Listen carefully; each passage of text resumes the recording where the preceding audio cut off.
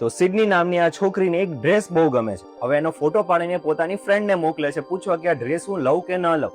જે મોટા ભાગના મારા મિત્રો એની વાઈફ અને ગર્લફ્રેન્ડને પૂછીને શોપિંગ કરે છે, બસ એવી રીતે. હવે સિડની આ મેસેજ કોઈ ખોટા વ્યક્તિને કરી દીધો, રોંગ નંબર થઈ ગયો.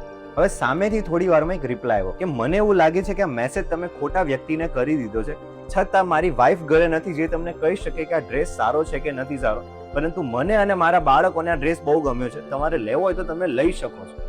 અને એના પછી એક બાળકોનો થમ્સઅપ વાળો ફોટો પણ એને શેર કર્યો. હવે સિડનીને આ રિપ્લાય બહુ ગમ્યો, એને સોશિયલ મીડિયા ઉપર આ પોસ્ટ શેર કરી અને રાતોરાત આ પોસ્ટ વાયરલ જતી રહી. હવે લોકોએ આ વ્યક્તિને શોધી કાઢ્યો અને એને લખેલું હતું કે 6 બાળકોનો પિતા છે, પરંતુ ફોટામાં તો 5 જ બાળકો હતા, એનું છઠ્ઠું બાળક ક્યાં હતું?